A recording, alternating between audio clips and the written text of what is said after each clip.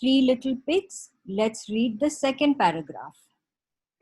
सो बच्चों, कल हमने पढ़ा कि तीन जो छोटे वाले सूअर थे वो अलग अलग घर में रहते थे, है ना, तिनकों के, बांस के और ईंट के। अब कहानी आगे आपके पेज 8 पे ही है, दूसरा पैरा शुरू हो रहा है फोटो के बाद में। Let's read it. One day a big bad wolf came to Sonu's house. एक दिन एक बड़ा भेड़िया सोनू के घर आया। देखो भेड़िया की फोटो बनी हुई है ना, उसका पिक्चर देखो कितना बड़ा है, देखने से डर लग रहा है ना। Okay, he said I will huff and puff and I will blow your house down. उसने कहा मैं तेज फूंक मारूंगा और मैं तुम्हारे घर को नीचे गिरा दूंगा। So he huffed and he puffed and he blew the house down. So उसने एक तेज फूंक मारी और घर को नीचे गिरा दिया।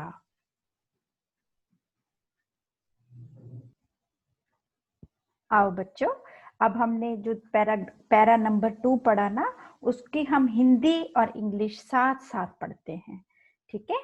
One day a big bad wolf came to Sonu's house. एक दिन सोनू के घर एक बड़ा बुरा भेड़िया आया। He said, I will huff and puff and I will blow your house down. उन्होंने कहा मैं बहुत भारी सांस छोड़ दूंगा और मैं आपके घर को उड़ा दूंगा। बेटा, बहुत भारी सांस छोड़ने का मतलब है फूंक मारना जोर से।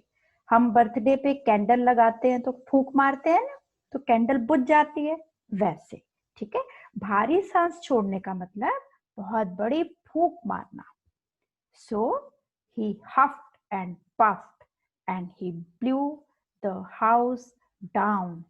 इसलिए उसने एक गहरी सांस छोड़ी और घर को उड़ा दिया। सो किसने गहरी सांस छोड़ी? भेड़िए ने, ठीक है। और किसका घर टूट गया? सोनू का, ठीक है बेटा, ये याद रखना। सोनू का घर तिनके का था, भेड़िए ने सांस छोड़ी और उसका घर टूट गया। आओ बच्चों, अब हम उसी वाले पैराग्राफ को फिर से एक बार पढ़ते हैं और सीखते हैं कि कौन से शब्द को कैसे बोला जाता है और कैसे पढ़ा जाता है, ठीक है। मेरे पीछे पीछे आप सब पढ़ना। One day a big bad wolf came to Sonu's house. One day, a big bad wolf came to Sonu's house. He said, I will huff and puff and I will blow your house down.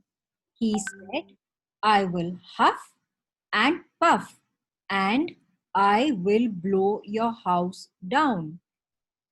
So he huffed and he puffed and he blew the house down. So he huffed and he puffed and he blew the house down.